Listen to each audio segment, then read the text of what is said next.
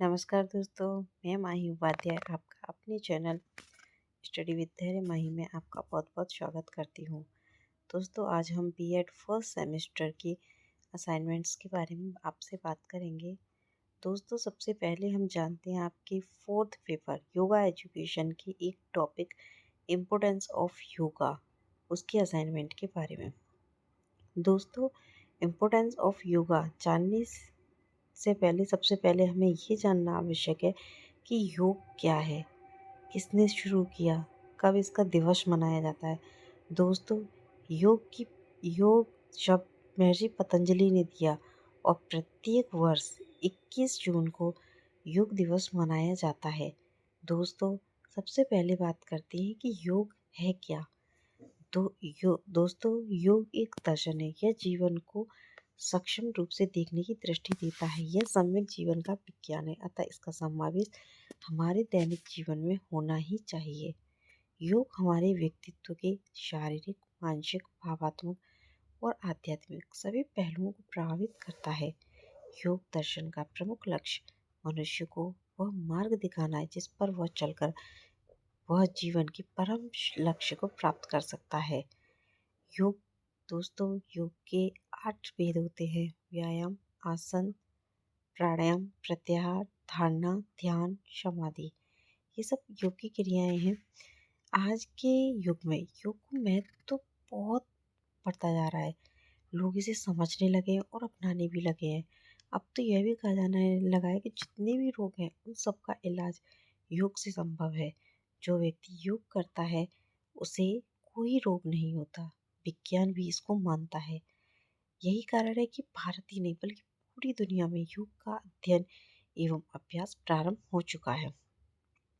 आइए दोस्तों, सबसे पहले जानते हैं योग का अर्थ। योग शब्द की उत्पत्ति किससे हुई है? योग शब्द की उत्पत्ति युजिर योगी तथा युज समाधो धातु में धन्य प्रत्यय लगाकर हुई है, जिसका अर्थ है बांधना, एकत्र करना, जुटाना, सहयोग करना या विशेष अर्थों में समाधि अवस्था की प्राप्ति के लिए प्रक्रिया प्रस्तुत करना। जब हम योग की व्युत्पत्ति परक अर्थ पर गहनतापूर्वक विचार करते हैं तो उसके मुख्यतः दो अर्थ निकलते हैं। प्रथम, जीव और ईश्वर अथवा आत्मा और परमात्मा का मिलन अर्थात अद्वैत अनुभूति, तथा द्वितीय अभ्यास एवं वैराग्य द्वारा चित्त वृत्तियों को एकाग्र करना, जिसका लक्ष्य समाधि की स्थिति में पहुंचाना अर्थात स्वरूप में प्रतिष्ठित होना ही है। महर्षि वेदव्यास ने योग का अर्थ समाधि को माना है। महर्षि वेदव्यास कहते हैं कि योग ही समाधि है। आगे जानते हैं योग के महत्व के बारे में। यह योग विधा इस आर्यावर्त की अति प्राचीनतम विधा है। यह योग विधा प्राचीन काल से ही अब तक योगियों के हृदय में पवित्र मंदाकिनी के अविरल प्रवाह की तरह प्रवाहित होती आ रही है। यह विधा हमारे ऋषि मुनियों द्वारा प्रदत्त ऐसा साधन विज्ञान है जो मानव जाति के उद्धार करने में समर्थ है। योग विधा द्वारा आत्मा का परमात्मा से मिलन संभव है। योग मानव जाति के लिए वह दिव्य चक्षु है या नेत्र है जिससे प्राप्त योग दिव्य दृष्टि द्वारा सृष्टि के गुप्तम रहस्यों को जाना जा सकता है। यह योग विधा साधारण मनुष्य के लिए जितना उपयोगी है उतना ही उपयोगी योग के मोक्ष मतलब योग को चाहने वाले साधकों के लिए भी है।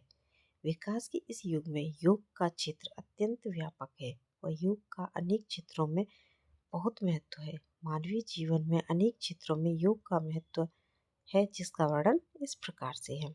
सबसे पहले जानते हैं दोस्तों योग की परिभाषाएं। सबसे पहले जानते हैं हम महर्षि वेदव्यास के अनुसार, जो कि मानते हैं कि योग समाधि है। महर्षि वेदव्यास ने योग को परिभाषित करते हुए है कि योग का नाम समाधि है, जिसका भाव यह है कि समाधि द्वारा जीवात्मा उस सच्चिद आनंद सच्चिदानंद स्वरूप ब्रह्म का साक्षात्कार करे और यही योग है। रामशरण शर्मा आचार्य जी के अनुसार जीवन जीने की कला योग है। मनुस्मृति के अनुसार ध्यान ही योग है। कैवल्य उपनिषद के अनुसार भक्ति और श्रद्धा, भक्ति और ध्यान के द्वारा आत्मा को जानना ही योग है। अब जानते हैं योग को महत्व। सबसे पहले योग के महत्व: आर्थिक महत्व, मानसिक महत्व, चारित्रिक महत्व, शारीरिक महत्व, सामाजिक महत्व, आध्यात्मिक महत्व, पारिवारिक महत्व, नैतिक महत्व। अब सबसे पहले जानते हैं नैतिक महत्व। योग के मूल्य सद्गुणों को विकसित करने में सहायक है। योग साधना द्वारा इंद्रिय संयम कर नैतिक व सद्विचारों का और उसकी आदतों को विकसित किया जा सकता है। योग के अंतर्गत यदि हम अष्टांग योग की बात करें तो देखेंगे कि इसके व्यवहारिक और चिकित्सीय पक्ष हैं। अष्टांग योग में सबसे पहला आता है यम। यम 5 प्रकार का होता है: सत्य, अहिंसा, अस्तेय, अपरिग्रह और ब्रह्मचर्य। दूसरा आता है आपका नियम। नियम भी आपका 5 प्रकार का होता है: सोच, संतोष, तप, स्वाध्याय, ईश्वर प्राणिधान। हमारे व्यवहार की शुद्धि करते हैं। वह नैतिक शिक्षा बालकों में नैतिक गुणों को विकसित करते हैं। आधुनिक शिक्षा प्रणाली में प्रचलित नैतिक शिक्षा बालकों को नैतिक गुणों को ही विकसित नहीं कर पाती, जबकि योग अनुष्ठान के द्वारा मन की शुद्धि होती है। योगानुष्ठान करने वाले साधक की बुद्धि विकारों से रहित हो जाती है, सही गलत का ज्ञान करने लगता है। वो जानता है क्योंकि कि हमारे लिए क्या अच्छा है, क्या बुरा है। फिर आते हैं हम आर्थिक स्तर पर। मानव जीवन में आर्थिक स्तर और योग विधा का सीधा संबंध कहा जा सकता है। मनुष्य जीवन में 4 पुरुषार्थ हैं: धर्म, अर्थ, काम और मोक्ष। इन चारों पुरुषार्थों का मूल में आरोग्य की प्राप्ति कर धर्म के साथ साथ अर्थ का उपार्जन किया जा सकता है। दोस्तों, वही मनुष्य उच्च स्तर पर बना रह सकता है जो निरोगी होगा, और निरोगी बना रहा जा सकता है आपका योग के द्वारा। बड़े बड़े उद्योगपति व फिल्म उद्योग के प्रसिद्ध व्यक्ति योगाभ्यास के द्वारा अपनी कार्य क्षमता बढ़ाते हुए देखे जा सकते हैं। शरीर में रोग होने की स्थिति में मनुष्य आर्थिक स्तर प्रभावित होता है। रोगोपचार न होने पर व्यय व इसके दुष्प्रभाव। अगर रोग का उपचार नहीं होगा तो उससे बहुत सारे हमारे खर्चे होंगे, पैसे का खर्च होगा, और हमारे शारीरिक और मानसिक दुष्प्रभाव भी होते हैं। हमारी कार्य क्षमता भी प्रभावित होती है। इसलिए आजकल पूरे भारत में वर्ष में योग केंद्र तथा योग शिक्षक भी नियुक्त किए जाते हैं। इसके लिए आपका दोस्तों डिप्लोमा वगैरह भी होता है। इसके साथ ही फिर जानते हैं हम शारीरिक महत्व। योग साधना का शारीरिक स्वास्थ्य में बहुत महत्व है। योग के 8 अंगों में तीसरा चौथा अंग आसन व प्राणायाम में शारीरिक स्वास्थ्य प्राप्त होता है। उसके बाद दोस्तों, जिससे शरीर योग के द्वारा ही शरीर हष्ट पुष्ट बनता है। योग रूपी अग्नि से मनुष्य अपने शरीर को तपा लेता है और उसे ना तो शरीर में कोई रोग होता है और ना बुढ़ापे के लक्षण प्रतीत होते हैं। फिर आते हैं दोस्तों अपने मानसिक महत्व पे। योग के द्वारा शारीरिक के साथ साथ मानसिक स्वास्थ्य को भी प्राप्त किया जा सकता है। आज के आधुनिक समय में मानसिक रोगों की वृद्धि होती जा रही है। मानसिक रोग एक भयावहता का रूप लेता जा रहा है। आजकल दोस्तों मानसिक रोगों के उपचार के लिए ही कई डॉक्टर भी नियुक्त किए जा रहे हैं। दोस्तों, उस सब से बचने के लिए हमें सबसे ज़्यादा योग पर ध्यान देना चाहिए। फिर आते हैं हम चारित्रिक महत्व पर। योग विधा एक आदर्श व उच्च चरित्र के निर्माण में अपनी महत्वपूर्ण भूमिका का निर्वहन करता है। दोस्तों, ईश्वर प्राणिधान ईश्वर के प्रति पूर्ण रूपी संपूर्ण ईश्वर की उपासना से है। ईश्वर की उपासना से ईश्वर के गुणों का समावेश होने लगता है।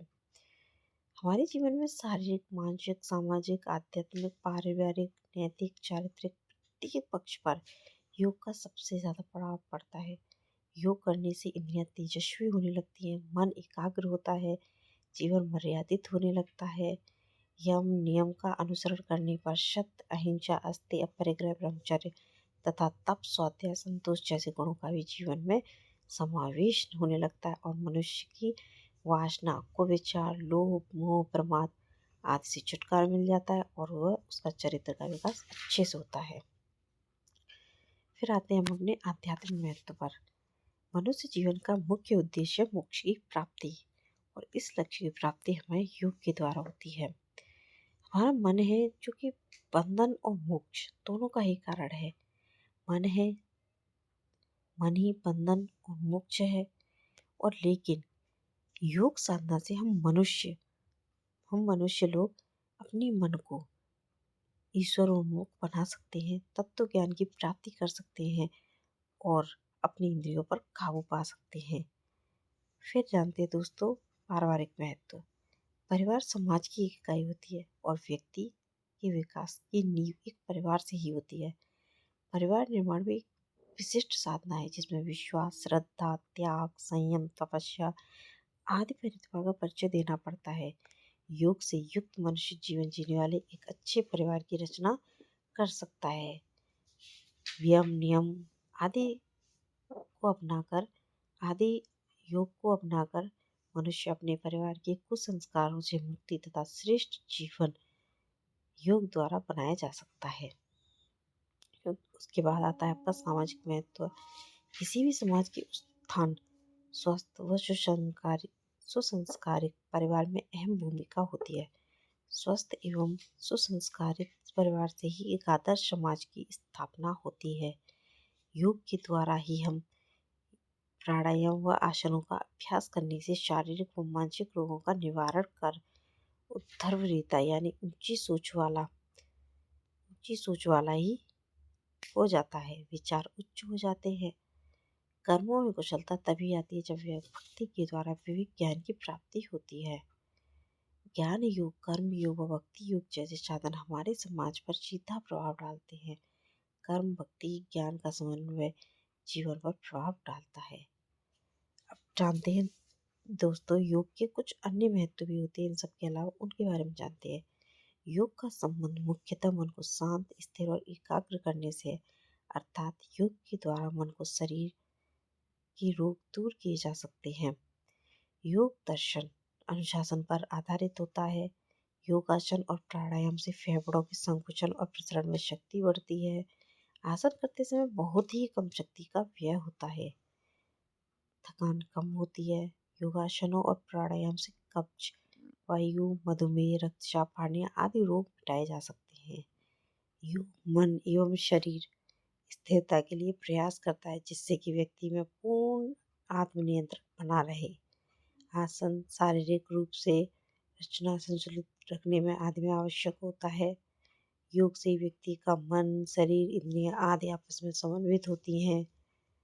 और दोस्तों, अब लास्ट में आता है निष्कर्ष। प्रस्तुत योग को पढ़ने के बाद यह समझ आता है कि योग क्या है, इसका अर्थ क्या है, योग का क्या महत्व है। योग जीवन में लगभग प्रत्येक क्षेत्र में काम आता है। योग विदा जीवन जीने के लिए एक ऐसी कला है जिसमें मनुष्य अपने जन्म जन्मांतरों के कर्म संस्कारों का क्षय करके अपना सर्वांगीण विकास कर मोक्ष का अधिकारी बन सकता है। इस प्रस्तुत योग का अध्ययन करने के बाद योग के उद्देश्य व महत्व को समझकर इस प्राचीनतम विधा को अपनाकर लाभान्वित होता है। दोस्तों, आज के लिए बस इतना ही। अगर आपको दोस्तों इससे रिलेटेड और कोई असाइनमेंट चाहिए जो आपका टॉपिक आपकी महाविद्यालय से आपको मिला हो, जो आपको समझ में ना आए, तो प्लीज़ कमेंट बॉक्स में कमेंट करिए, तो हम आपको उस टॉपिक पर भी असाइनमेंट बना कर देंगे जिससे कि आपको आसानी हो सके। और आज का हमारा असाइनमेंट अगर आपको पसंद आया हो तो प्लीज़ इसे लाइक करें और आपके जिस दोस्त का ये टॉपिक हो उसे शेयर करें और हमारे चैनल को सब्सक्राइब करें। आज के लिए बस इतना ही। धन्यवाद।